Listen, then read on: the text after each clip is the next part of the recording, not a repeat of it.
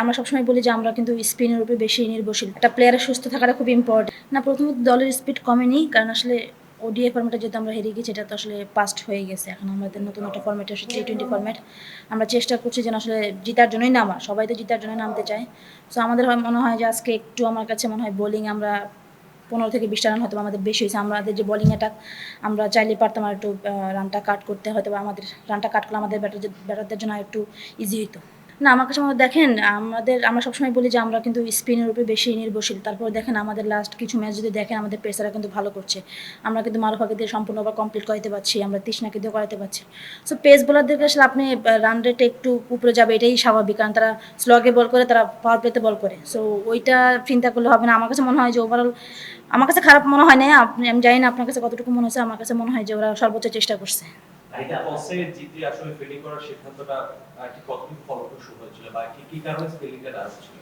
না, দেখেন লাস্ট কিছুদিন ধরে কিন্তু এখানে বৃষ্টি হচ্ছে। সো ওয়েদারটাও কিন্তু ওইরকমই ছিল। আর অনেক দিন ধরে আমরা এই উইকেটে আমাদের খেলা হয়নি। সো আমরা চেষ্টা করছি যে আসলে প্রথম যেহেতু আমরা ফার্স্ট খেলবো, সো আমরা আমাদের প্ল্যানটা ছিল যে আমরা যদি আগে বোলিং নিয়ে আমরা হয়তো বা বোলিং যদি কিছুটা রান কম দিতে পারতাম, আমাদের জন্য হয়তো বা ভালো হতো। কন্ডিশন তো আপনাদেরকে অনেকক্ষণ চোখ রাঙিয়েছে, মনে হচ্ছিল যে বৃষ্টি হবে, বাট বৃষ্টি হয়নি। তো ওয়েদারটা আসলে পিচের উপর কোনো ডিপেন্ড এফেক্ট ফেলেছে কিনা, বা আপনারা পরে যখন চেঞ্জ করেছেন তখনটা কি ব্যাটিং করাটা একটু কঠিন হয়েছে কিনা?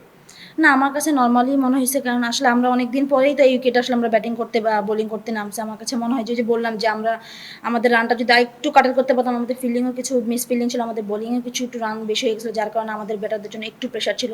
তো আমার কাছে মনে হয় ব্যাটাররা চেষ্টা করছে। আসলে আমাদের এই যে আপনার টপ যে 5-6 যে আমরা ব্যাটিং করেছি, আমাদের হয়তো বা আর্লি একটা উইকেট বেশি পড়াতে হয়তো আমরা একটু ব্যাকফুটে গেছি। তারপরে স্বর্ণা যেভাবে আসলে খেলেছিল, আমাদের আশা ছিল যে আমরা অনেকটুকু এগিয়ে যাব। না, প্ল্যান সত্যি বলতে আমার কাছে নরমালি ছিল। কারণ আমি যখন ডেবিউ ম্যাচ খেলি বাংলাদেশের হয়ে প্রথম ম্যাচ, তখন আমার সেম ফিলিংস, এখনও আমার সেম ফিলিংসই আছে। কারণ দেশের এই ম্যাচ খেলাটা আসলে একটা গর্বের। প্রতিদিনই আমার কাছে স্পেশাল মনে হয়। আর আমার টিমমেটরা যেটা আমাকে যেভাবে সাপোর্ট করে, আসলে এটা আমার কাছে আরও অনেক বড় পাওয়া আমার কাছে মনে হয়। এটার জন্য হয়তো আমি অনেকগুলো ম্যাচ খেলতে পারছি, এত উইকেট পাচ্ছি। সো সব ক্রেডিট বলবো যে এটা আমার টিমমেটদের, আমার যে টিম ম্যানেজমেন্ট আছে তারা আমাকে আসলে ওই সুযোগটা করে দিয়েছে, হয়তো এই জন্য আমি এতগুলো ম্যাচ খেলতে পারছি।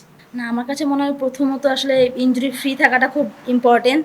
একটা প্লেয়ারের সুস্থ থাকাটা খুব ইম্পর্টেন্ট। আসলে আমাদের ডে বাই ডে যেমন ম্যাচ বাড়ছে, আমরা যে কন্টিনিউ ম্যাচ খেলছি, সো আমার কাছে মোস্ট ইম্পর্টেন্ট হচ্ছে আসলে ইনজুরি ফ্রি থাকা। যে আসলে যখন আমাদের রিকভারি টাইম থাকবে, সেগুলো যেন আমরা প্রপার ওয়েতে নিতে পারি।